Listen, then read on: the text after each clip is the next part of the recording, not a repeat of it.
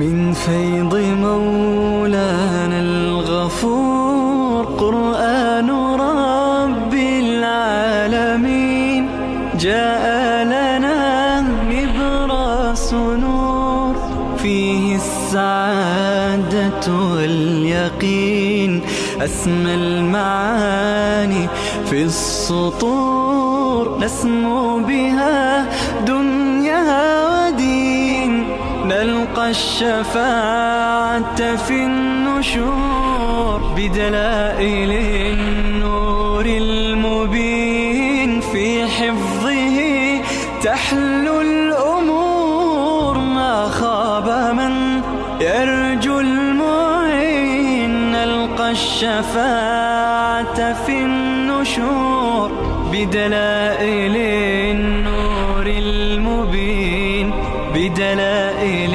النور المبين.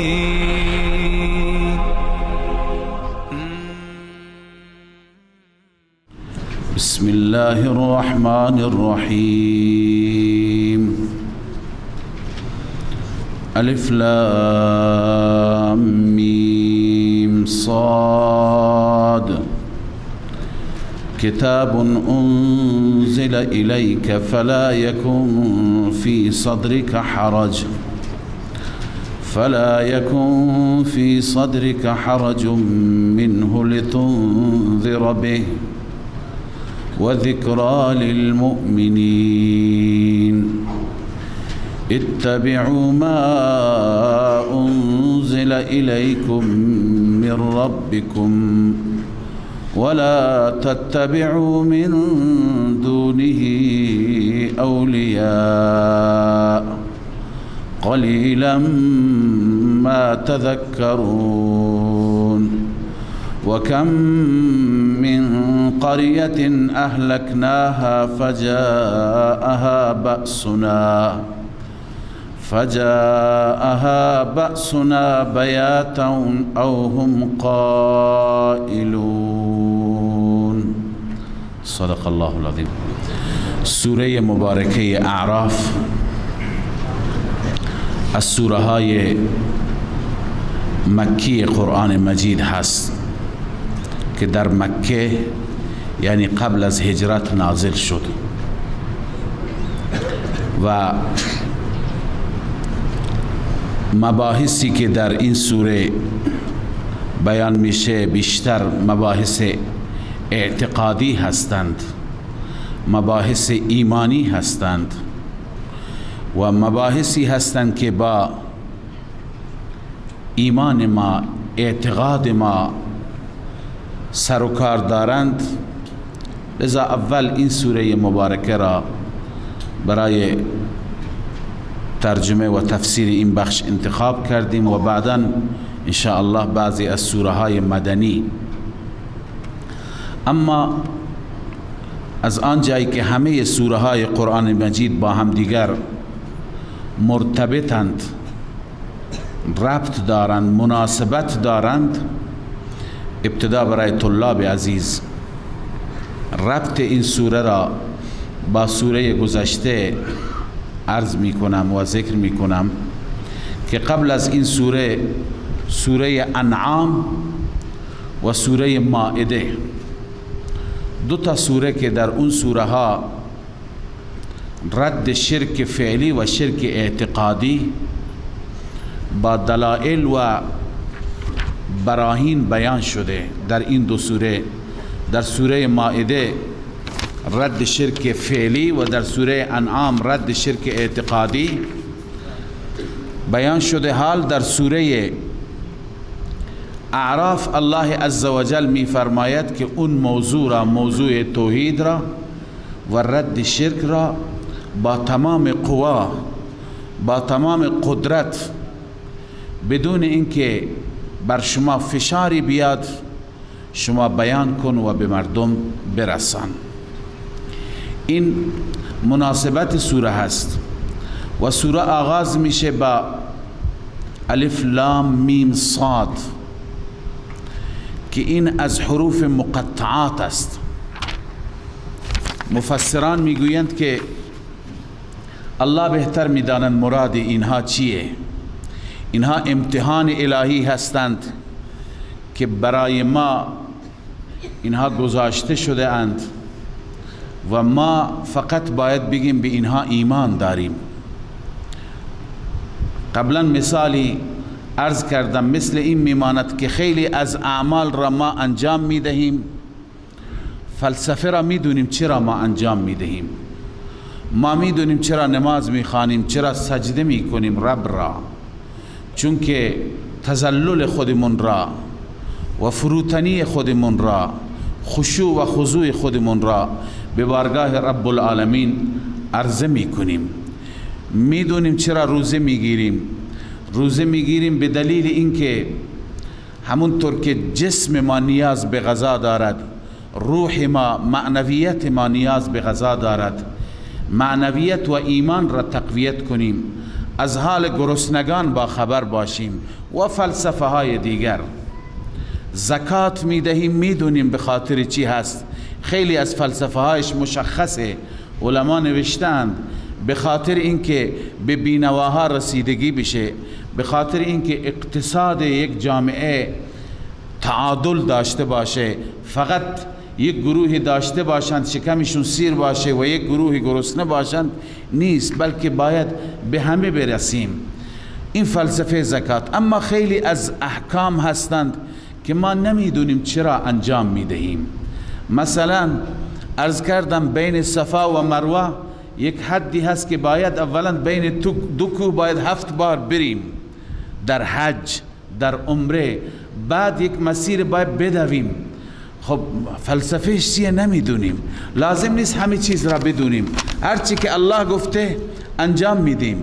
یا در 3 شوط اول طواف خانه کعبه ما دستور داریم که با رمل بریم، یه حالتی به شانه هایمون بدیم که با قلدری به اصطلاح اونجا طواف کنیم. خب این حکمتش چیه؟ فلسفهش چیه؟ امروز فلسفهش چیه؟ ما نمیدونیم. دستور الله است، به جا می آوریم.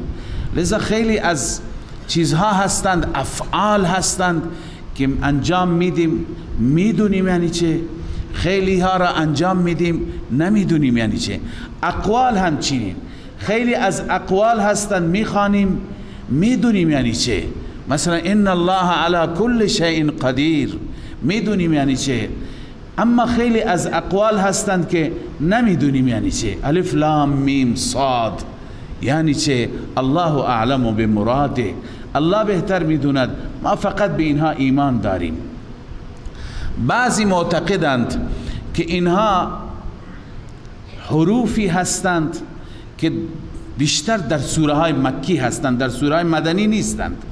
چون در مکه میدان مبارزه بود، مبارزه فصاحت و بلاغت، مبارزه اینکه چه کسی زیباتر سخن میگوید، چه کسی کلامی میگوید که دیگری نمیتوانه مثل اون کلام بیاورد.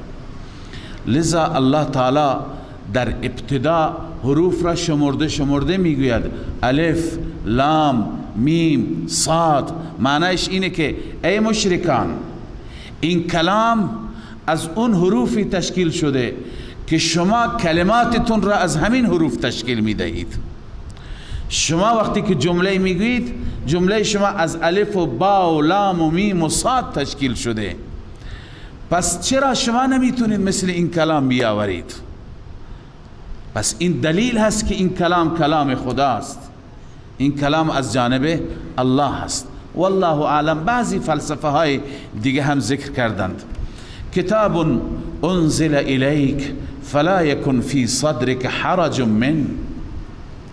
کتاب ای هذا کتاب، این کتابی هست، این قرآن یا این سوره، انزل الیک، به سوی تو فرو فرستاده شده، نازل شده ای رسول مکرم صلی الله علیه و سلم. لذا در تبلیغ دین خدا و در تبلیغ توحید خدا در دلت تنگی راه مده. فلا یکن فی صدرک حرج من، در سینه‌ات از این تنگی نباشد. چرا تنگی هست؟ چون این کلام ثقیلی هست. انا سنلقی علیک قولا ثقیلا، این کلام ثقیلی هست، سنگین هست، وزنش زیاد هست، اما در رسوندن به مردم، در تبلیغ به مردم کوتاهی نشان نده. فلا یکن فی صدرک حرج من، در دلت از این حرج نباشد، از این تنگی نباشد و مسئله را، دین را، توحید را آشکارا، علنی، شفاف به مردم برسان. چرا برسان؟ حکمت رسوندن، حکمت بیان رسول الله برای ما چی هست؟ الله می فرماید لتنذر به، تاکه به وسیله این کلام بترسانی. پس ما امت، ما شنوندگان، ما مخاطبان باید بترسیم. قرآن آمده نه تنها برای این که برای ما دم کنند و ما سردردمون خوب باشه، برای ما بخونند و جان دادن ما، یاسین بخونند جان دادن ما آسان بشه، برای ما بخونند تا ثوابی به ما برسه، اینام هست. اما اصل فلسفه نزول قرآن مجید لتنذر به، تاکه به وسیله این کلام بترسانی بندگان منا. و ذکرى للمؤمنین، الله می فرماید این کلام پندی هست برای مؤمنان. مؤمنان باید پند بگیرند. مؤمن کی میتونه پند بگیره؟ زمانی که از فحوای این کلام اطلاعاتی داشته باشه، زمانی که بدوند که قرآن چی میگه، زمانی که در جلسات قرآنی بنشیند و از کلام الهی پند بگیرد. اگر ما نیت پند گرفتن داشته باشیم، بزرگترین پند، بزرگترین اندرز، بزرگترین موعظه از هر وعظی بلیغتر، از هر وعظی رساتر و پرتأثیرتر این کلام زیبای رب العالمین هست که الله می فرماید و ذکرى للمؤمنین. خب این وظیفه رسول الله بود که ما را بترسوند تا ما پند بگیریم. اما وظیفه ما چیه؟ وقتی که رسول الله کلام خدا را بیان میکنه، من امتی چه کنم؟ الله می فرماید اتبعوا ما انزل الیکم من ربکم ولا تتبعوا من دونه اولیاء. شما پیروی کنید، فریضه امت بنویس، شما پیروی کنید ما انزل الیکم من ربکم، آنچه که از سوی رب نازل میشه، حرف به حرف، کلمه به کلمه، دستور به دستورش را پیروی کن، در زندگی خودت احیا کن. ولا تتبعوا من دونه اولیاء، پیروی نکن بغیر از این از اولیاء. اولیاء منظور معبودان باطل، اونهایی که مشرکین ولی خود یعنی حامی خود، کارساز خود و ناصر خود میپنداشتن، اونهایی که حامی خود میدانید. ولی در قرآن به معنی حامی آمده، ما لکم من دون الله من ولی ولا نصیر، بغیر از خدا برای شما هیچ ولی نیست، یعنی حامی نیست، ولا نصیر یاوری نیست. پس ولی به معنی حامی هست. اونهایی که شما مشرکین به عنوان حامی اونها را انتخاب کردید، از اونها حرف شنوی داشته نباشید. حرف شنوی از قرآن، گاهی مردم ما سرگردانند، میگه ما نمیدونیم کدوم راه را بگیریم. چرا نمیدونی؟ الله گفته اتبعوا ما انزل الیکم من ربکم، بیا راه قرآن. هر کسی که از قرآن صحبت میکنه، یکی میگه که قرآن خدا این چنین میگه، یکی دیگه یک داستانی تعریف میکنه، یکی میگه که ولا تدعو من دون الله ما لا ينفعك ولا يضرك. در قرآن آمده ای مومن بغیر از خدا فریاد نزن اونی را که نه نفعی داره برایت فریاد زدنش و نه ضرری داره فریاد نزدنش. یکی دیگه میگه من فریاد زدم نتیجه گرفتم، فلج بودم خوب شدم، نابینا بودم بینا شدم. کتاب می نویسند، داستان برای ما تعریف میکنه. الان کدوم یکی را بگیر؟ ببین قرآن کدوم یکیه؟ یکی داستانه، یکی افسانه هست، یکی اساطیر الاولین هست، یکی کلام خداست. یکی تو شبکه داره تبلیغات میکنه، همه چیز را با ترازوی عقل داره میگه، اما یکی داره فقط از روی کلام وحی میگه. ببین هر کدوم که ما انزل الیکم من ربکم هست، نمیشه که عقاید را با ترازوی عقل سنجید، نمیشه همه چیز را ما با درک خودمون درک بکنیم. لذا ما یک جای آخر عقل ما به بنبست گیر میکنه، از اون به بعد نیازمند وحی الهی میشیم. لذا الله می فرماید ولا تتبعوا من دونه اولیاء، بغیر از الله بقیه معبودان باطل و حامیان شما از آنها پیروی نکنید. قلیلا ما تذکرون، بسیار کم هست اون چه که شما پند میگیرید. الله عزوجل گلایه داره از بندگانش که کم پند پذیر هستند، کم پند میگیرند. و کم من قریة اهلکناها، اینجا تخویف دنیوی هست. تخویف دنیوی به این معنی که خداوند ما را میترسوند، ما را بیم میده که اگر شما اطاعت نکردید، اگر شما پند نگرفتید از کلام من، از رسول من، از پیام من، اون وقت همون حالتی که بر اقوام گذشته آمده عذاب در دنیا بر شما هم خواهد آمد. خداوند اونها را یادآوری می فرماید و کم من قریة اهلکناها فجاءها بأسنا بیاتا او هم قائلون. الله می فرماید چقدر قریه ها بودن که ما هلاک کردیم، اونها را نابود کردیم. فجاءها بأسنا، عذاب ما آمد، بیاتا، به وقت شب. بیتوته میگویند وقتی که ما شب در مجالس هستیم یا در خواب غفلت هستیم، اون زمان. او هم قائلون، یا زمانی که به وقت ظهر قیلوله می کردند. معمولا عذاب خدا در وقت غفلت می آید، عین شب و آخر شب بیشتر عذابها در وقت سحر می آید.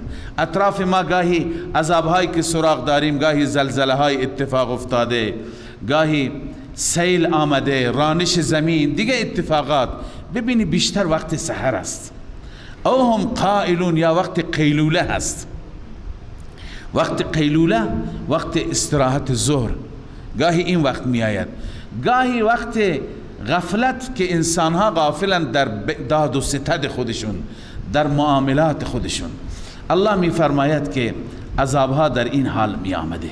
لذا این تخویف به این معنی هست که ما باید بیم داشته باشیم، باید بترسیم که مبادا ما گرفتار بشیم. ولو اینکه مسلمان باشیم. رسول مکرم صلی الله علیه و سلم هر گاهی که باد شدیدی میدیدند یا ابر سیاهی میدیدند، چهره مبارک متغیر میشد از اینکه مبادا عذابی بشه، فوراً متوجه نماز میشد. لذا باید مسلمان همیشه در بیم و هراس باشد، در ترس باشد که مبادا من امشب میخوابم نیمه شب زلزله نیاد، مبادا اتفاق دیگری نیاد، مبادا سیلی نیاید، دشمنی حمله نکنه، پادشاهی. انواع مختلف عذاب هست. یکی از صورتهای عذاب یک ظالمی را انسان مسلط میکنه، نیمه شب حمله میکنه، خانه میاد همه چیز را غارت میکنه. لذا الله می فرماید خیلی از قریه ها ما هلاک کردیم، عذاب ما به وقت شب آمد. او هم قائلون، یا زمانی که اونها در وسط روز قیلوله و استراحت می کردند. اما اون زمان که عذاب آمد، الله می فرماید اون اقوام پشیمان شدند. اون پشیمانی چه سودی دارد؟ فما كان دعواهم اذ جاءهم بأسنا، دعای اونها، تضرع اونها نبود. دعاهم و تضرعهم، دعواهم نبود دعای اونها و تضرع اونها. اذ جاءهم بأسنا، زمانی که عذاب ما آمد.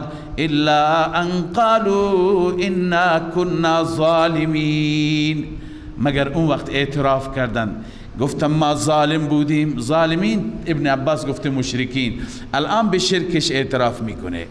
ببینید این توبه به درد نمیخوره. این توبه را میگن توبه بعث. قبلا بحثش را کردیم که عین عذاب آمده، عذاب به سر رسیده یا مرگ آمده به خرخره رسیده، الان انسان توبه میکند. الله میفرماید که این توبه درد نمیخورد. البته توبه قبل از وقت، توبه به وقت اینکه انسان عذاب را مشاهده بکند، مثل قوم یونس که به محض اینکه ابر را دیدند، آثار را دیدند، فریاد زدن این عذاب، این همون چیزی که یونس گفته بریم خونه یونس، بریم معذرت خواهی بکنیم. رفتن، یونس نبود.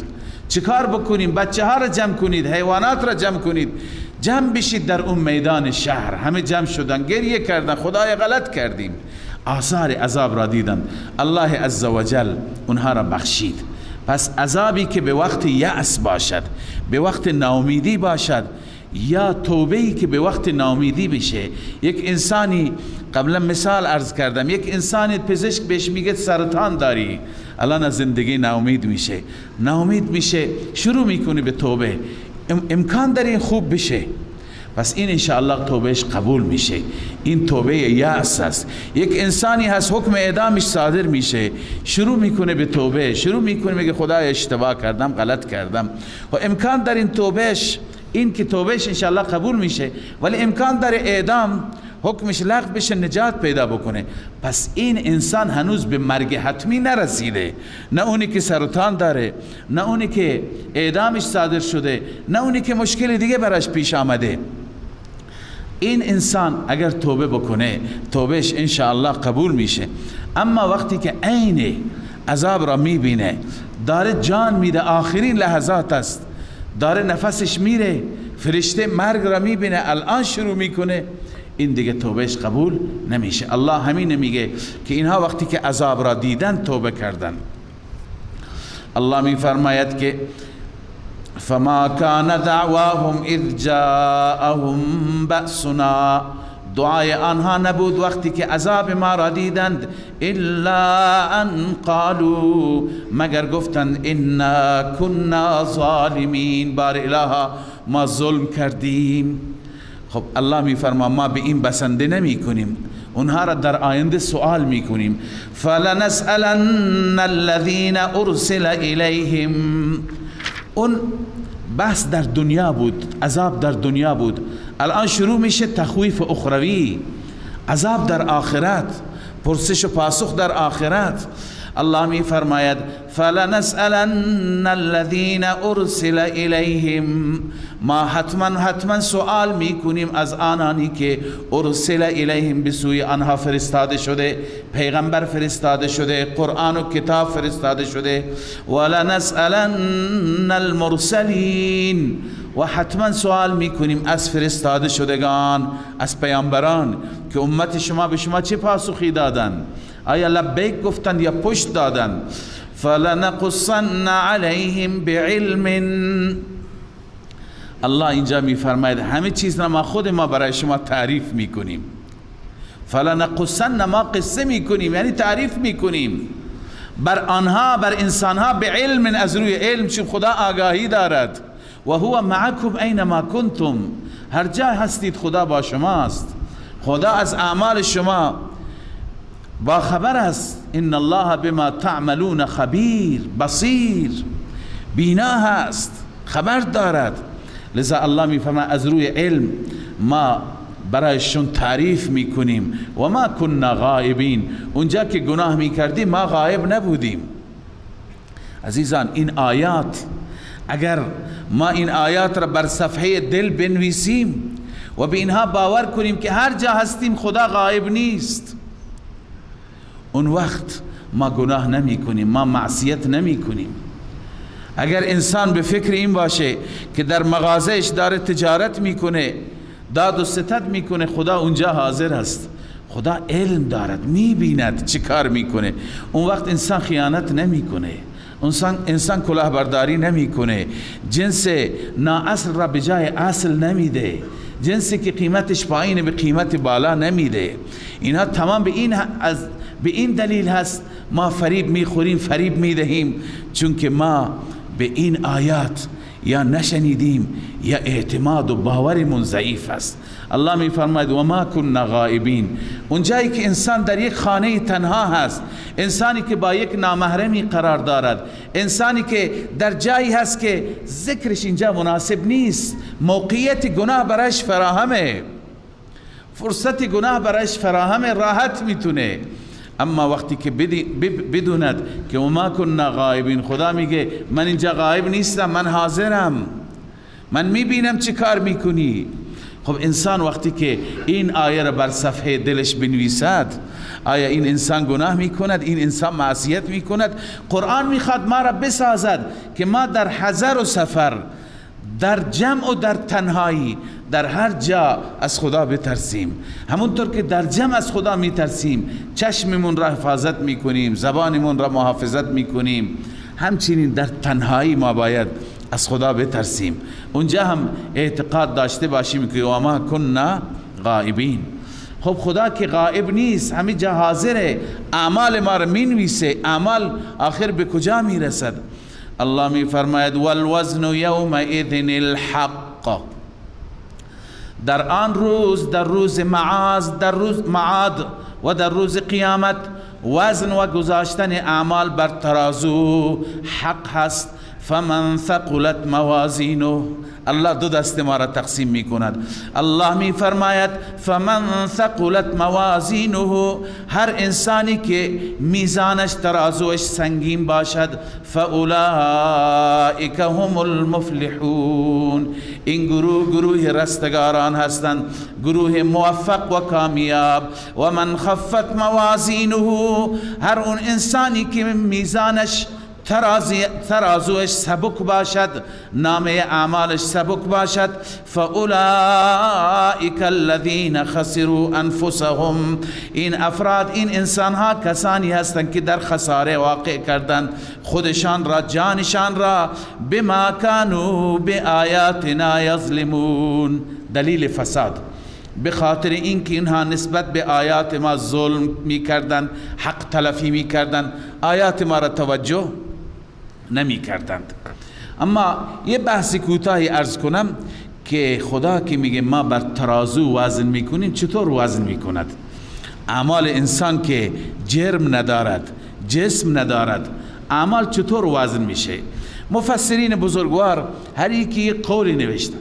بعضی نوشتند اون لوحه و اون تخته و اون اوراقی که فرشتگان روی اونها اعمال را می نوشتند، اینها بر ترازو گذاشته میشه. خب بخشی از اون لوحه اعمال نیک ما نوشته شده، بخشی از اون صفحه ها اعمال بد ما نوشته شده. هر کدوم که بیشتر باشند خب مشخص ترازو سنگین تر میشه. بعضی میگن نه، اینا همه احتمالی هستند. بعضی میگن نه، اعمال خودشون مجسم میشند، اعمال خودشون جسم میگیرند، جرم میگیرند، اعمال تبدیل به شکل میشند، خود این اعمال را بر کفه ترازو میگذارند. اما شاید این بحث ها الان در قدیم قابل حل نبوده ولی امروز حله. امروز که علم پیشرفت کرده و تکنولوژی به پیش رفته، امروز ما خوب درک میکنیم یعنی چه. امروز که شما تو این مسجد نشستید، شما میدونید درجه حرارت یا درجه هوا چقدر هست. انسان تب میشه، میدونه درجه حرارتش چقدر هست. وقتی که تمام چیزها مشخص میشه، سرعت مشخص میشه که چقدر هست، زیاده کمه، یعنی چیزهای مختلفی که ما اطرافمون داریم میبینیم که جرم ندارند، جسم ندارند و با وجود اون میبینیم که اونها را وزن میکنند، اونها را روی ترازو میگذارند. برای اونها معیار مشخص، گرمی به 50 درجه رسید، سردی زیر صفر آمد. خب اینها گرمی و سردی را کی دیده با چشم؟ دیده نمیشه. ولی اینها بدون اینکه دیده بشه، بدون اینکه مشاهده بشه، چی؟ اینها به وسیله ابزار جدید حدشون، مقدارشون چی میشه؟ معین میشه. پس الله عزوجل که در همین دنیا خیلی چیزهایی که ما نمیبینیم قادر است که برای اونها مشخص بکند حد و حدود را. اعمال را هم شاید بدون اینکه تبدیل به ورق و کاغذ بشه، تبدیل به جسم بشه، الله عزوجل چی بکند؟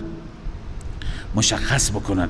لذا الله می فرماید و من خفت موازینه فاولئک الذین خسروا انفسهم، هر کس که ترازوی سبک باشد، این انسان کسی هست که در خساره انداخته، خودش را در ضرر و زیان واقع کرده.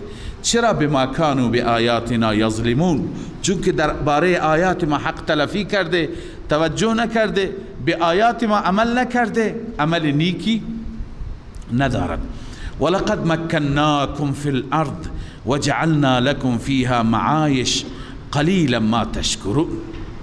خب خدا از ما انتظار دارد که ما عمل بکنیم، اما عمل بکنیم چرا؟ چون خداوند بر ما لطف و احسان دارد، بر ما نعمت و کرم دارد.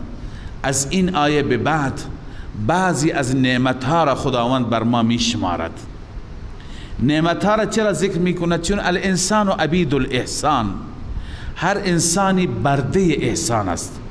شما دو تا فرزند دارید، به یکی خوب خدمت میکنی، یکی دیگر رو تحویل نمیگیری، مسلم است این که شما همش بهش میدید و خدمتش میکنی، این بیشتر از شما حرف شنوی دارد، چون همیشه پدر را میبیند. اون یکی دیگه دلش شکسته، دلش سرد، مایوسه، اون زیاد حرف شنوی ندارد. پس بندگان ممنون خدای عزوجل هستند، زیر منت الله، در هر نفس کشیدن محتاج الله و احسان الله بر اونها. الان اینجا الله تعالی چند تا این محسن حقیقی، چند تا از نعمتها را که بر ما دارد بیان می فرماید.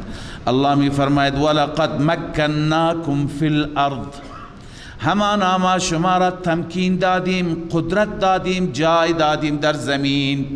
هم به معنی مکان است، هم به معنی تمکین است. مکان یعنی جای، تمکین به معنی قدرت. انسان قدرت داره در زمین. چه قدرتی داره انسان در زمین؟ چه برج‌هایی درست میکنه انسان در زمین؟ هر چه مخلوق تابع انسان هست، هر کاری در زمین میکنه، این زمین را میشکند، شخمش میزند، تمام زمین را سرسبز و آباد میکنه، کشاورزی میکنه، یا زمین را جاده درست میکنه، یا زمین را میدان برای بازی و برای ورزش، هر چی که بخواهد در این زمین تصرف میکند. در دریا تصرف میکند، بر دریا حکومت دارد، بر جو و بر بر و بر بحر و همه جا این انسان حکومت دارد. این خداست که تو را قدرت داده، و الا شطور جسمش از ما خیلی قویتر و بزرگتره، به اندازه 10 تا انسان وزن داره، اما اون یک بچه کوچیک لگامش را به دست گرفته. الله به تو امتیازی داده که هیچ یک از این مخلوقات دیگه نداره، به دلیل اون امتیاز هست که تو در زمین قدرت داری. لذا الله می فرماید ولقد مکناکم فی الارض، ما در زمین شما را هم سکنا دادیم و هم قدرت دادیم. و جعلنا لکم فیها معایش، و قرار دادیم برای شما در همین زمین معایش. معایش جمع معیشت است، یعنی اسباب رزق، معیشت شما را ما در همین زمین فراهم کردیم. الله عزوجل به یکی تجارت یاد داده، به یکی کشاورزی یاد داده، به یکی دامداری یاد داده، یکی کارگری، یکی بنایی، یکی سواد دارد، تحصیل دارد، با قلمش کار میکند، یکی با تخصصش کار میکند، هر یکی داره نان در میاره، دیگه چی کار میکند؟ از صبح تا شب نگاه کنید، تمام روی زمین یکی این طرف میره، یکی اون طرف، همه درآمد هست.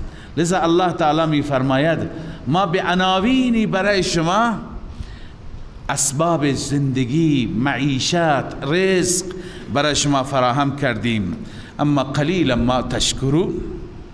انسان ناسپاس، اندک است آنچه که شما شکرگزاری میکنید. انسان کم شاکر است. انسان میگه 20 سال درس خوندم، هنر خودم هست. انسان میگه من این همه زحمت کشیدم، شب و روز تجارت کردم، این همه کشاورزی کردم، این همه این گوسفندها را من محافظت کردم، اون چیزی که میبینی دسترنج زحمت من است. انسان کمتر فکر میکنه که مولای مهربان این همه امکانات را برای من فراهم کرده.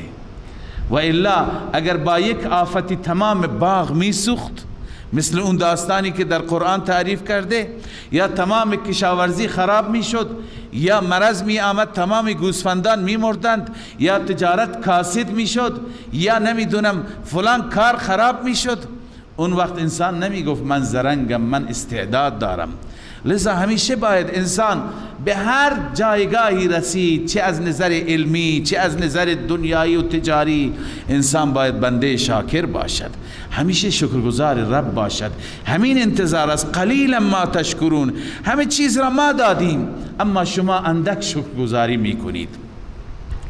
ولقد خلقناکم ثم صورناکم. دو نعمت اونجا بود، اول نعمت سکنا و در زمین قدرت انسان، دوم نعمت رزق و روزی، سوم نعمت پیدایش خود شما، خلق خود شما. اینجا الله عزوجل داستانی از پیدایش ما شروع می کند که شما را پیدا کردم، چگونه پیدا کردم، چه موانعی بود، چه دشمنانی داشتید که وقتی که شما پیدا شدید و شما را خدا فضیلت داد، خدا شما را درجه داد، خدا شما را از همه مخلوقات افضل قرار داد، حتی ملائکه را گفت که برای شما کرنش بکنند، تعظیم بکنند. دشمنانی، حسودانی با شما حسادت کردند، سوگند یاد کردند که شما را نگذارند آرامش داشته باشید، سوگند یاد کردند که شما را به جهنم ببرند چون حسود شما بودند. اما شما امروز با اونها راه دوستی گرفتید.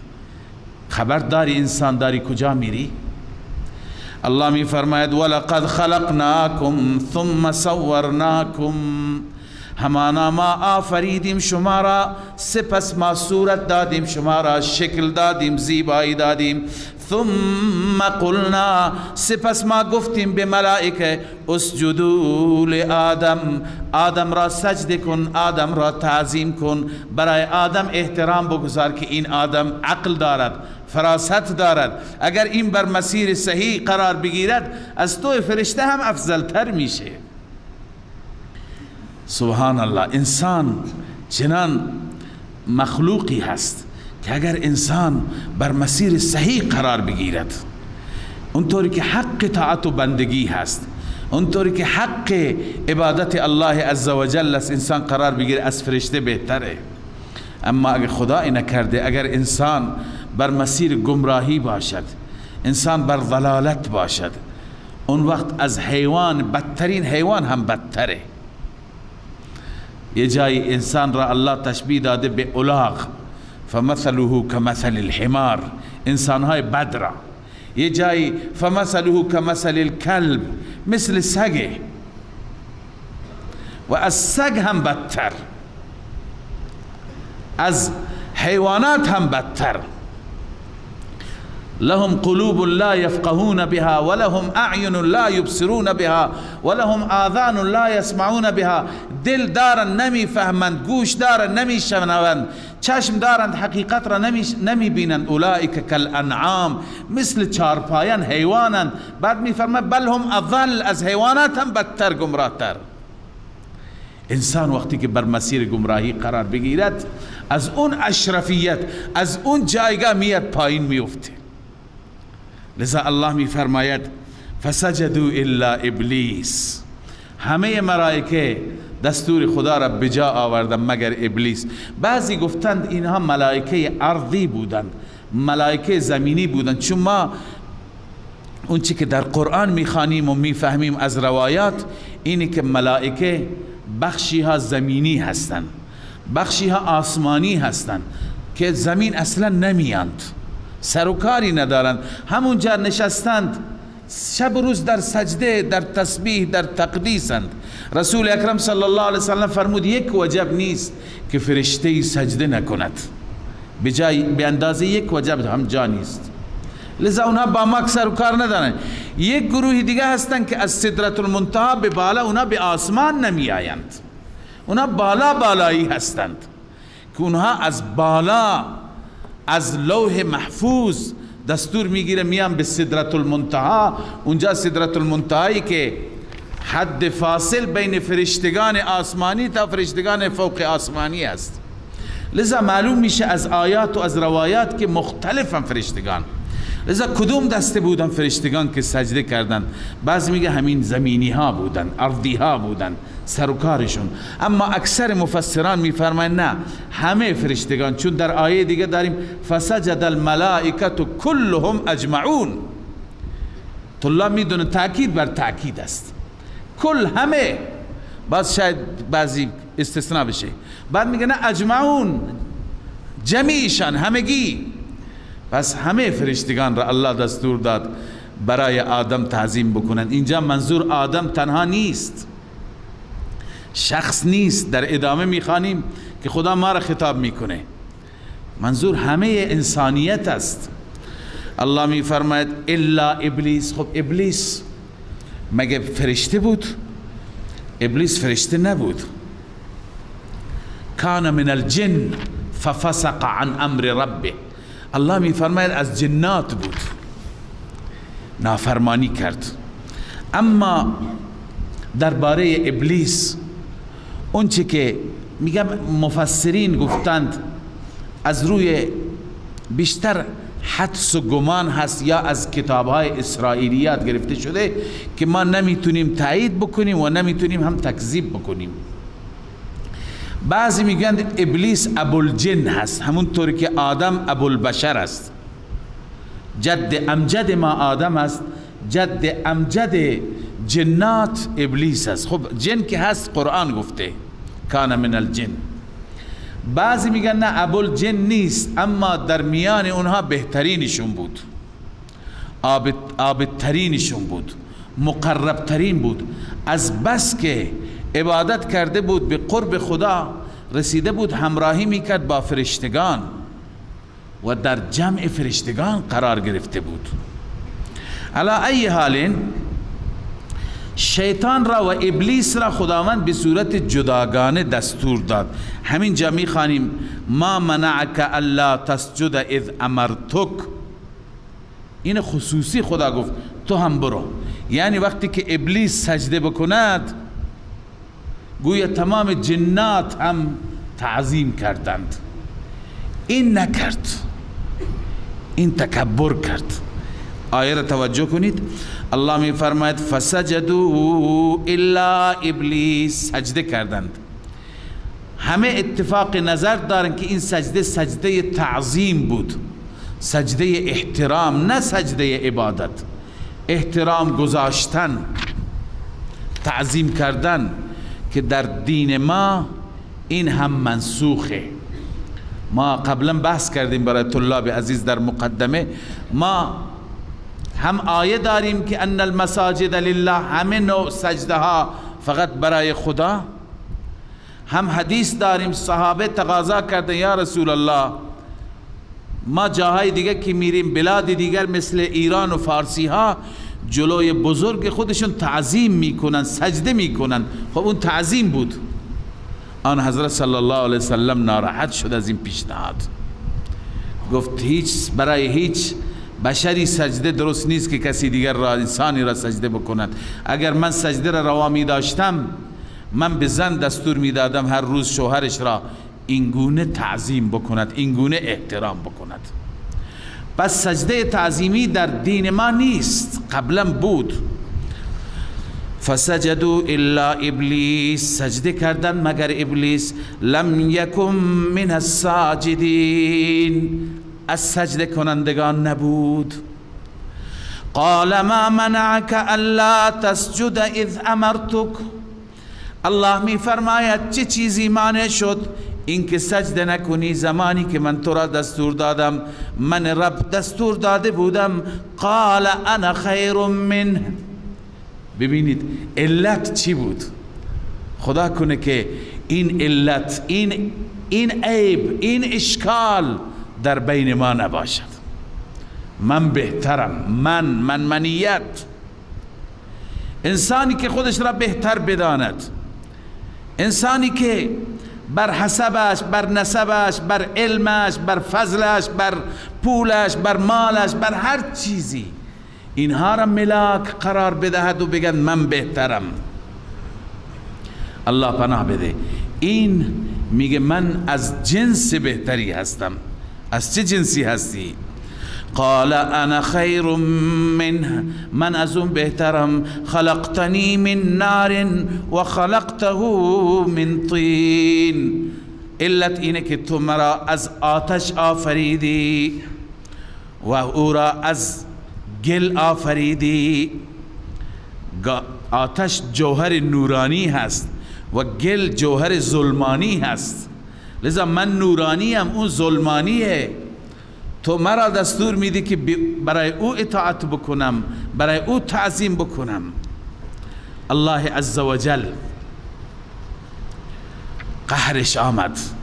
الله تعالی هیچ چیز را اونقدر قبیح نمیداند و بد نمیداند که تکبر را. الله تعالی به سبب کبرش او را بیرون کرد، او را راند. قال فاهبط منها، پایین برو از اینجا. منها یعنی از آسمان، از اون جاهای عالیه. فما یکون لك ان تتکبر فیها، برای تو سزاوار نیست، برای تو مناسب نیست اینکه تکبر کنی فیها، در این بالخصوص در آسمان ها. فخرج انک من الصاغرین، برو بیرون، تو از صاغرین هستی، از ذلیل ها. اونی که خودش را عزیزترین میداند الله او را ذلیل ترین میکند. تو ذلیلی، تو پستی دیگه، تو جلوی من کبر میکنی و به دستور من سجده نمیکنی. بنده ای را که خدا دستور بدهد و اطاعت نکند خدا غضب میکند، خدا قهر میکند. شیطان وقتی که مایوس شد، ابلیس وقتی که ناامید شد، یک عقده تو دلش پیدا شد که این انسان و این آدم سبب شد من از اون جایگاه عظیم بیفتم. لذا مهلتی از خدا خواست تا انتقام بگیرد. الله عزوجل هم مقدر کرده بود برای امتحان همین موجود را بذاره، لذا مهلت میخواد. قال انظرنی الی یوم یبعثون، مرا مهلت بده تا روزی که همه مبعوث میشوند، همه از قبرها بلند میشوند. اما الله فرمود انک من المنظرین، تو از مهلت داده شدگان هستی. در اینجا نیست، در آیات دیگه هست. نه تا اون وقتی که تو میگی، تا اون وقتی که من خدا میگم. الی یوم الوقت المعلوم. هدف ابلیس چی بود؟ هدف ابلیس این بود که موت بر او نیاید، طعم مرگ را نچشد. چون که یوم یبعثون گفت اون روزی که همه بلند میشند دیگه بعد از اون مرگی نیست. اما الله عزوجل این خواستهش را قبول نکرد. الله فرمود که تا اون روزی که من بخوام، تا اون روزی که شیطان به عنوان امتحان برای انسانها هست، قبل از روز معاد، در آخرین روزهای دنیا الله تعالی شیطان را موت میده و از این جهان میبرد. یک نکته خدمت شما عرض کنم، یک نکته علمی هست. علما نوشتند که اگر کافر عمل نیکی انجام بده یا طاعت و عبادتی به گمان خودش انجام بده یا دعا بکند از خدا چیزی بخواهد، در حالی که کافره، به قیامت اعتقاد ندارد، به رسالت رسول الله اعتقاد ندارد، ولی از خدا، به خدا اعتقاد دارد، از خدا چیزی میخواد، خدایا این دشمن من نابود باشه، خدایا این تجارت من چنین باشه. امکان داره، احتمالش هست که خدای عزوجل دعای کافر را در امور دنیا بپذیرد، یا اینکه اگر عملی کرده، عمل خوبی کرده، پاداش خوبی و جایزه خوبی در همین دنیا بهش بدهد، اما در آخرت نه خبری نیست. ما آیات زیادی داریم که الله می فرماید در آخرت اعمالشون اصلا به حساب نمیاد، اصلا برای اونها ترازویی نیست، عملشون تباه شده، غبار شده و به هوا رفته. اما در دنیا امکان داره. از این آیه و آیات دیگه استدلال گرفتند. اینجا ابلیس یک عمر عبادت کرده بود، یک عمر سجده کرده بود. بعضی از علما میگویند که پاداش همون عبادت ها را خدا همینجا بهش داد. همین که یک عمر طولانی داشته باشه تو دنیا، پاداش اونها را بهش داد. بعضی وقت مردم میپرسند که خب این انسان هایی که برای انسانیت خدمت کردند، برق را آفریدند، خلق کردند، اختراع کردند، هواپیما را اختراع کردند، تلفن و وسایل ارتباطات را اختراع کردند، دیگه خدماتی برای انسان ها انجام دادن، مخترع، مبتکر، آیا اینها را خدا پاداش نمیده؟ اگر در دنیا خدا پاداش بده که میده، اما در آخرت بدون ایمان نه. و هو مؤمن، صبح هم خواندیم شرط است برای قبولیت. پس اینجا شیطان دعا کرد، قال انظرنی الی یوم یبعثون. دعای 100% نه، ولی تا یک حدی پذیرفته شد. در جای دیگه داریم ما در سوره انفال، و ما کان الله معذبهم و هم یستغفرون. اینهایی که استغفار میخوانند، شب و روز دعا میخوانند، مشرکین را خدا میگه خدا عذابشون نمیده، خدا عذابشون نمیده. خیلی از افراد هستند شرک میکنند، راه انحرافی دارند، ولی دعا زیاد میخونند. دعا، کتاب دعا چاپ کردن. شما ببینی حتی مسیحیان کتاب دعا دارند. پس این دعاهایشون از قرآن معلوم میشه تو دنیا اثرگذار هست. نکته جالبتری که میخوام عرض کنم اینه که وقتی که دعای کافر، دعای باطل، دعای مشرک اثرگذار هست، مسلمان که شب و روز مناجات کند، دعا بخواند، دعایش اثر نمیگذارد؟ قطعا. خیلی به دعا پایبند باشید و به دعا عقیده داشت. بعضی متاسفانه به دعا عقیده ندارند، هر جا دعای میگه این بدعته. درست دعا سعی بشه در موارد سنت دعا بشه، ولی یک بار هم دست بلند نمی کنی. الله عزوجل دوست داره که بنده دست گدایی به طرفش بلند کنه. رسول اکرم صلی الله علیه وسلم اینقدر دست بلند میکرد که زیر بغل مبارک پیدا میشد، بالخصوص در دعاهای اضطراری مثل استسقا و غیره. لذا دعا خوبه، دعا پسندیده هست. رسول مکرم صلی الله علیه وسلم دعا کرده. دعا موقعهای خاصی داره برای اجابت. وقت افطار دعا قبول میشه، وقت سحر دعا قبول میشه، بعد از نماز فرض دعا قبول میشه، بعد از هر عمل نیک انسان دعا بکنه دعا قبول میشه. لذا دعا تأثیر گذاره. وقتی که دعای باطل، دعای کافر وقتی که اثر داره، دعای مسلمان به طریق اولا. لذا الله فرمود انک من المنظرین، تو از مهلت داده شدگان هستی. قال فبما اغویتنی لاقعدن لهم صراطك المستقیم. شیطان اعلام کرد، این موضعش هست، امروز هم به شما اعلامه، قرآن داره به شما اعلام میکنه.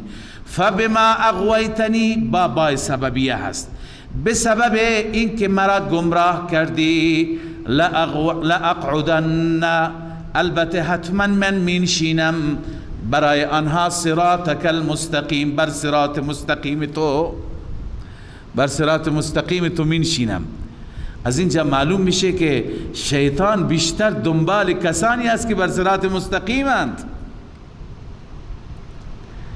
اونهایی که بر صراط مستقیم نیستند دنبال اونها نیست، بر اونها به قدر کافی داره، من کفرشون کافیه. بعضی اوقات در رابطه با حجاب صحبت میشه، بعضی میگن چرا کفار این مشکلات را ندارن، دلشون پاکه، تمام مردم لخت و عریان، هیچ کسی نگاه نمیکنه، مسلمانان چرا چنین؟ خب شیطان میدونه کجا کار بکنه، کجا فعالیت بکنه. اینجا ببین صراطک المستقیم، فعالیت شیطان بیشتر هدف داره، جایی که بخواهد تخریب ایجاد کنه. لذا الله می فرماید گفت من بر صراط مستقیم تو ای خدا مینشینم، یعنی کمین میزنم، هر وقت که بیاند سعی میکنم گمراهشون بکنم. ثم لآتینهم من بین ایدیهم، سپس پیش این انسان ها میایم، من بین ایدیهم از جلو، و من خلفهم از پشت سر، و عن ایمانهم و از راست، و عن شمائلهم از چپ، ولا تجد اکثرهم شاکرین، چنان میکنم که نبینی اکثرشان را شکرگزار، اکثرشان شاکر نمیمانند. بعضی گفتن شاکرین، ابن عباس گفته موحدین، یعنی بر توحید نمیماند. توحید خودش یک تشکری هست از الله، بلکه دنبال دیگرانند، دنبال غیر الله هستند. اینجا خدمت شما عرض کنم که این که شیطان میگه من از جلو میام، از پشت میام، از راست میام، از چپ میام، یعنی چه؟ بعضی از علما گفتند این نکته خاصی را اشاره نمی کند، اشاره به همینه که خود ما ظاهرا میفهمیم، یعنی از هر جهت وسوسه شون میکنم، از هر طریق وسوسه شون میکنم. گاهی یکی را از طریق عبادت فریب میده، گاهی یکی را از طریق دنیا و تجارت فریب میده، هر یکی را به یک صورتی، از هر جهت. معنیش اینه منی که مثلا 2 رکعت نماز میخوانم، در دلم غرور پیدا میشه، تکبر پیدا میشه، دیگران را به نظر حقارت نگاه میکنم، مرا این گونه گمراه کرد.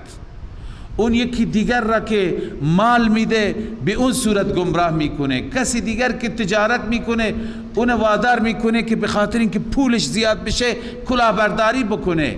لذا طرق مختلف است. پس یک تفسیر اینه که جهات فریب دادن و جهات وسواس متفاوته. چنانچه علامه اندلسی همینه گفته الظاهر ان اتیانه من هذه الجهات الاربع، ظاهر اینه که اتیان شیطان از جهات 4گانه کنایت عن وسوسته و اغوائه له، کنایه از وسوسه و فریب دادن و گمراه کردن انسان است. والجد فی اضلاله من کل وجه یمکن، کنایه از این است که جدی هست و تلاش می کند از هر صورت ممکن گمراهش بکند. اما بعضی دیگه از مفسران هر یکی را یه چیزی تفسیر کردند. من بین ایدیهم معنیش اینه که جلوگیری از ایمان به آخرت، چون جلوی ما چیه؟ جلوتر ما آخرت، نه قیامته. لذا من بین ایدیهم یعنی عقیده هایشون را نسبت به آخرت سست میکنم. خیلی موفق شده این انسان هایی که گناه میکنند، جنایت میکنند، لابد نسبت به آخرت یا اصلا اعتقاد نداره. مثل روسیه که با بم انسان ها را، روسیه و امریکا صدها انسان را یک جا تلف میکنه، اصلا به آخرت اعتقادی نداره.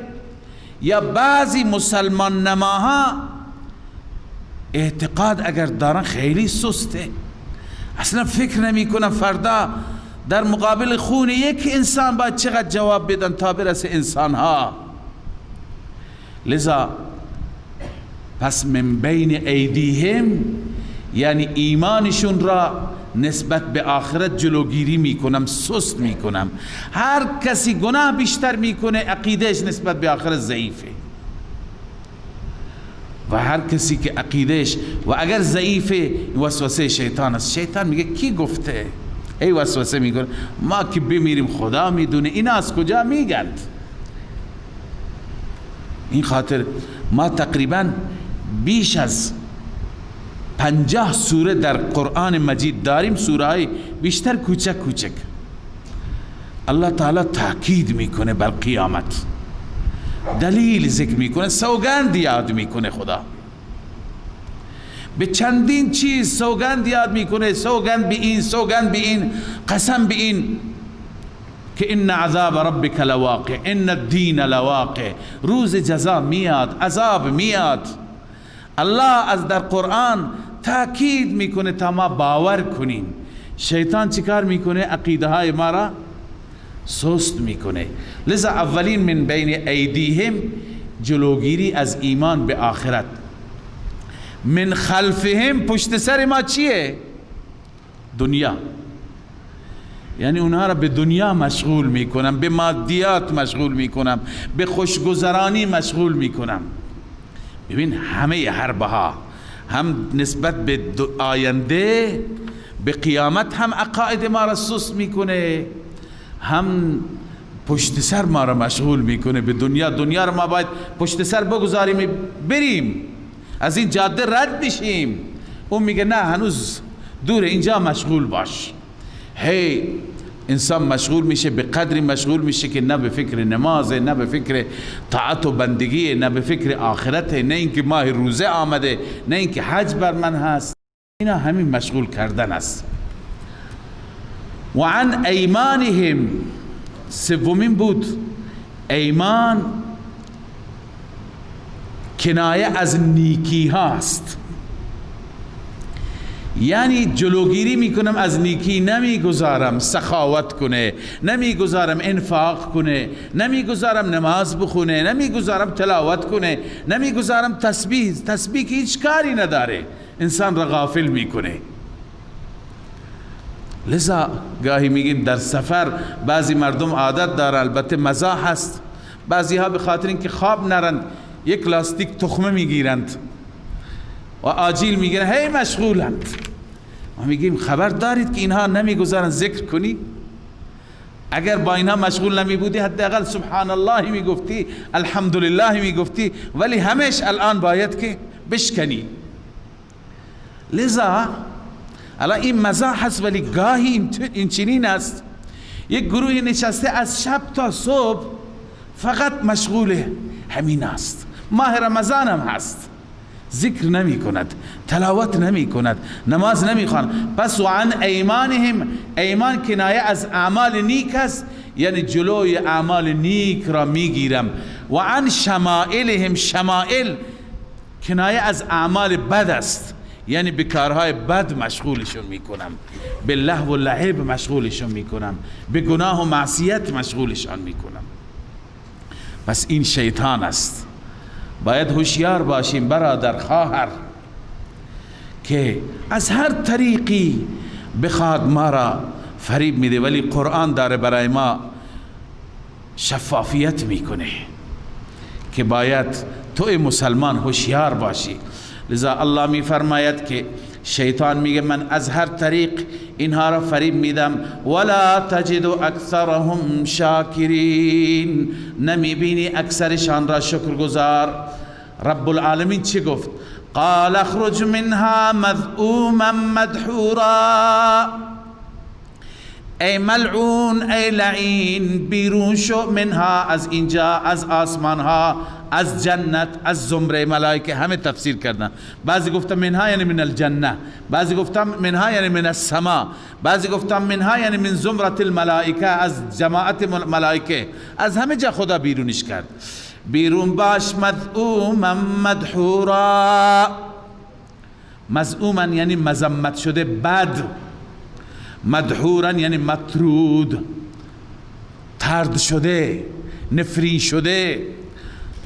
اما این اعلام را الله کرد، لمن تبعک منهم، البته هر کسی که پیروی کند از تو ای به ابلیس، منهم از این انسان ها، من خدا سوگند یاد کردم، لأملأن جهنم منکم اجمعین، من پر میکنم جهنم را از همه شما اجمعین.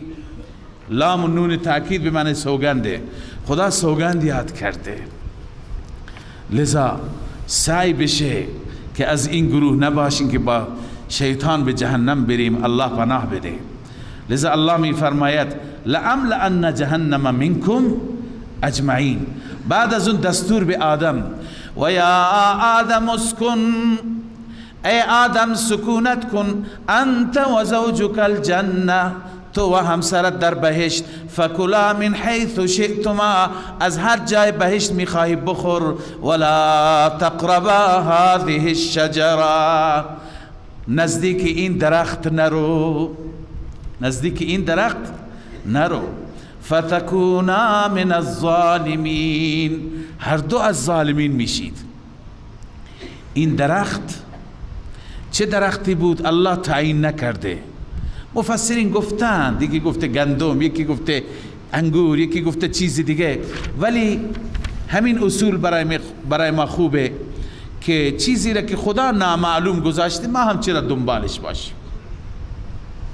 نه در قرآن آمده نه در سنت رسول الله آمده که این چیه. نیازی نیست. هدف این خدای عزوجل میخواهد به ما بگه که جریان چی بود، الان جزئیات درخت چی بود ارتباطی به ما نداره. ولا تقربا هذه الشجره، این درخت را نزدیک نشید. نزدیک نشید، نگفت نخورید. امر تأکیدی هست. خدای عزوجل یک چیزی که بخواد سخت بر حذر بداره همینطور دستور میده. به ما مثلا میگه ولا تقربوا الزنا، نزدیک زنا نشید، نمیگه زنا نکنید، نزدیک نشید. ولا تقربوا مال الیتیم، نزدیک مال یتیم نشو. یعنی این تأکید، این مبالغه هست، یعنی مبادا، بر حذر، دور باش. لذا به آدم هم گفت نزدیک نشید که فتکونا من الظالمین، از ظالمین میشید. حکمت و فلسفهش را الله عزوجل بهتر میدوند، ولی نمونه هایش در دنیا زیاده. این نمونه من به شما عرض میکنم. خدای عزوجل برای ما انواع معاملات را جایز قرار داده. از طریق پارچه میخواهی سود ببر، از طریق زمین میخواهی سود ببر، از طریق فروختن گوسفند، از طریق نمیدونم پفک بفروش، آب بفروش، نان بفروش، هر چی میفروشی، ولی ببین نزدیک سود نرو، نزدیک ربا نرو. همه راههای حلال هست، اما یک انسان بدبخت بیچاره همون میره انجام میده، دنبال بقیه راهها نمیره. پس گاهی الله عزوجل اینطور امتحان میکنه، گاهی شرایط هم طوری میشه مثل همون ماهی بنی اسرائیل که در روزهای دیگه تو همین سوره انشاءالله میخوانیم، در روزهای دیگه ماهی پیدا نمیشد. روز شنبه که ممنوع بود ماهی سر آب بود. الان خیلی از افراد هستن میگه همه راهها بسته برای ما، بغیر از اینکه وام سودی بگیریم دیگه راهی نیست، شما راهی برای ما درست کنید. این امتحان خداست، تحملش کن. مثل بنی اسرائیل خدا ما را داره امتحان میکنه. جوانی میاد میگه که اصلا برای من ازدواج ممکن نیست تا وقتی که این نوع وام ها را نگیرم. دیگری میاد میگه اصلا به مسکن و به منزل من نمیرسم تا وقتی که من وام نگیرم. خب باید برید اجازه بدیم که بری سود بگیری که چی؟ زن و بچهت بری تو منزل، فردا جواب خدا را چی میدی؟ لذا امتحان الهی انسان وقتی که تحمل بکند، به طرف حرام نره، به طرف گناه نره، الله عزوجل زمینه را برایش انشاءالله فراهم میکند. 1 سال 2 سال 3 سال سخت میشه، ولی انسان بر جاده شریعت بماند، انشاءالله آخر الله عزوجل راه را برایش باز میکند. لذا الله فرمود این درخت نشید. اما شیطان وسوسه کرد، فوسوس لهم الشیطان. یه بحثی در سوره بقره هم خواندیم که شیطان چطور فریب داد. برگشت تو بهشت آمد، بعضی میگن وقتی داشت میرفت تو راه گفت، بعضی میگن بیرون بهشت استاد، آدم و حوا داخل بودند، بعضی میگه در دهن مار آمد که ملائکه نبینم مگر جای مار تو بهشته. هر یکی یک چیزی گفته. بهتر اینه که قرآن گفته فوسوس لهم الشیطان. شیطان وسوسه کرد، خداوند به این قدرت وسوسه داده، وسوسه کرد. چرا؟ لیبدی فوسوس لهما الشیطان لیبدی لهما ما ووری عنهما من سوآتهما، تا که ظاهر بکند برای آنها آنچه که پوشیده شده بود از آنان از عوراتشان، یعنی تا لباسشون را در بیارد. ببین هدف شیطان لباس در آوردن نبود، هدف شیطان مبتلا کردن آدم و حوا به گناه و معصیت بود، به نافرمانی بود، دستور خدا را شکستن بود. اما عاقبت و نتیجه همین شد. وقتی که خدا از بهشت بیرونش می کند، خب نعمتهای بهشت را هم ازش می گیرد، لباس بهشتی را هم ازش می گیرد. لذا عاقبت این شد. پس بنویسه علام للعاقبه. عاقبت این شد که لیبدی لهما، ظاهر بکنن برای آنان، ما ووری عنهما من سوآتهما، آنچه که پوشیده شده بود از عورتهایشان. و قال ما نهاکما ربکما عن هذه الشجره. تشریح وسوسه چی گفت؟ گفت باز نداشته رب شما از این درخت الا ان تکونا ملکین، مگر اینکه شما اگر میخوردید دو تا ملک میشدید، او تکونا من الخالدین، من الخالدین، یا همیشه در بهشت میمانید. این درخت عمر است، اینو بخور همیشه دیگه از اینجا کسی نمیتونه بیرون بکنه. و بر این سوگند یاد خورد. و قاسمهما، برای آن دو سوگند خورد، انی لکما لمن الناصحین، من برای شما خیرخواه هستم، ناصح هستم. الله میفرماید فدلهما بغرور، از راه فریب راهنماییشون کرد، موفق شد از راه فریب. الان تفسیر موفقیت اینطور آمده، اولا که انسان حریص هست از چیزی که من میکنی. وقتی که به کسی بگو آسمان را ببین نگاه نکنی، خب زود نگاه میکنه، چه خبری مگه؟ انسان را از چیزی باز بداری، انسان به طرفش چی میشه؟ حرص پیدا میکنه که چه خبره. شیطان وقتی که اینو گفت، اینها به فکر افتادن. بعضی مفسران گفتن چون انبیا معصوم هستند، آدم اجتهاد کرد، از خود اون درخت نخورد، از نوع اون درخت خورد. اما قرآن گفته فنسی آدم فراموش کرد. انسان یک چیزی را که علاقمند باشه دیگه فراموشی خود به خود دستش به طرفش میره. الله می فرماید فلما ذاق الشجرة، زمانی که آن هر دو چشیدن از درخت، بدت لهما سوآتهما، ظاهر شد برای آنها عورتشان، عورت یعنی بدن عریان شد. و طفقا یخصفان، و شروع کردند آن هر دو یخصفان، می چسباندند. طفقا یعنی اخذا، یخصفان یلزقان، می چسباندند بر آن عورتهایشان، من ورق الجنه، از برگ بهشت، از برگهای بهشت. و ناداهما ربهما، الان الله اونها را ندا کرد، چون که اینها دیگه باید از بهشت بیرون می شدن، لباس از اونها گرفته شد. و ناداهما ربهما، ندا کرد آن دو را، آدم و حوا را، ربشان، الم انهکما عن تلکما الشجره، آیا من شما را باز نداشتم از این درخت؟ و اقول لکما، آیا من به شما نگفتم ان الشیطان لکما عدو مبین، شیطان دشمن آشکار شماست. اما آدم و حوای سادلو اینقدر هم نمیدانستند که این سوگند هم به دروغ میخورد. سوگند خورد، کسی به نام خدا سوگند بخورد؟ لذا حضرت آدم و حوا به تضرع افتادند. خدایا اشتباه کردیم. آدم و حوا اینجا تفصیلش نیست، در سوره های دیگه هست که خدا گفته الان بری به زمین.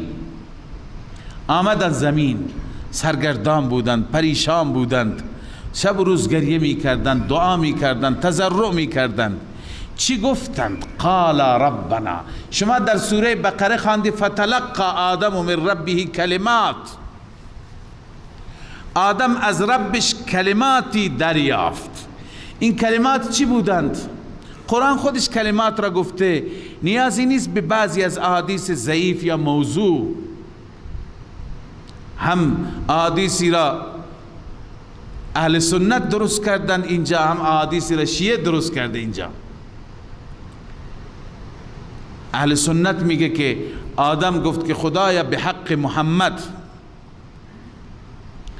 خدای عزوجل گفت که محمد را از کجا میشناسی؟ گفت اون وقت که من پیدا کردی بر عرش نوشته بود لا اله الا الله محمد رسول الله.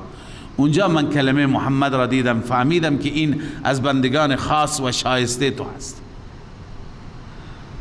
بعضی میگویند که آدم گفت الهی به حق پنجتن. پنجتن را از کجا دیدی؟ بر عرش نوشته بود پنجتن، محمد، علی، فاطمه، حسن، حسین. اینها روایت هایی هستند که ما چون این عزیزان را دوست داریم درست کردیم خودمون. الله میگه نه، الله میگه آدم و حوا چی خواندند، چی گفتند؟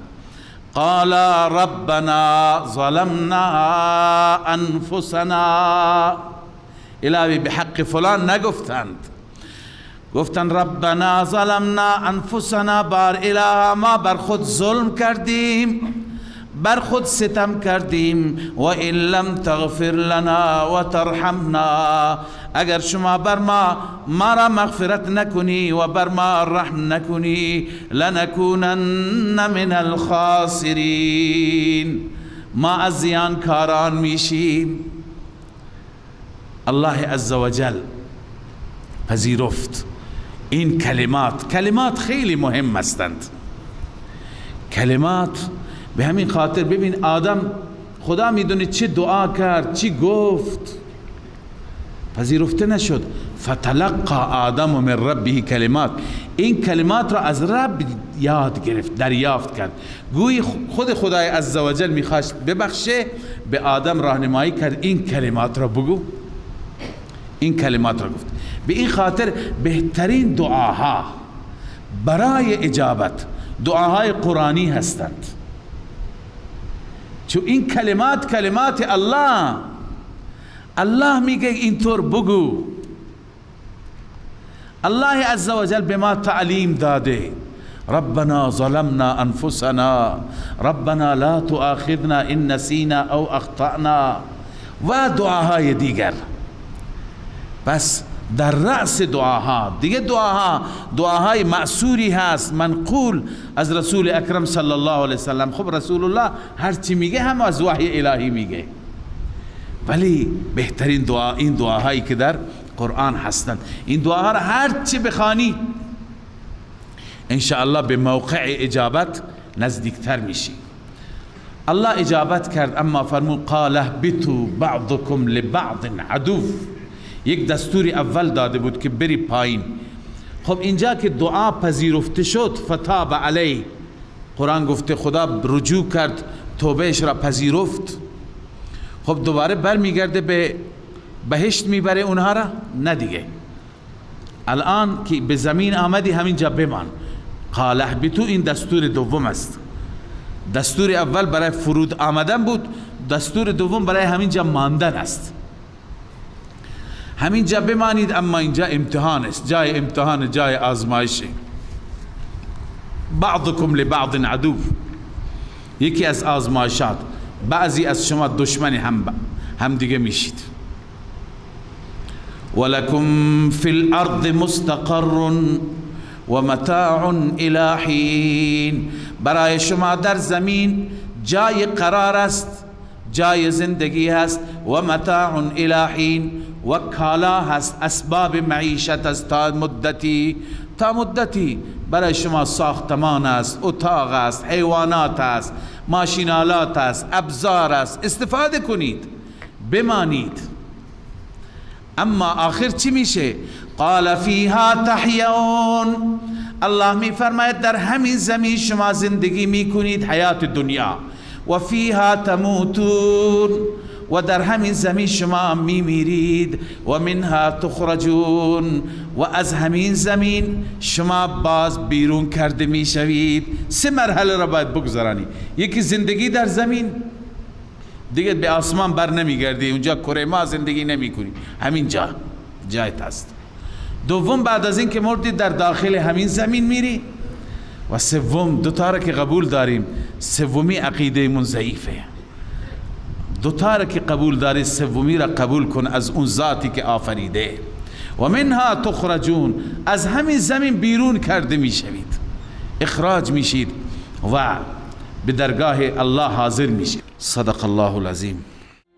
من فيض مولانا الغفور قرآن رب العالمين جاء لنا نبراس نور فيه السعادة واليقين أسمى المعاني في السطور نسمو بها دنيا ودين نلقى الشفاعة في النشور بدلائل النور المبين في حفظه تحلو الأمور ما خاب من يرجو المعين نلقى الشفاعة في النشور بدلائل النور المبين بدلائل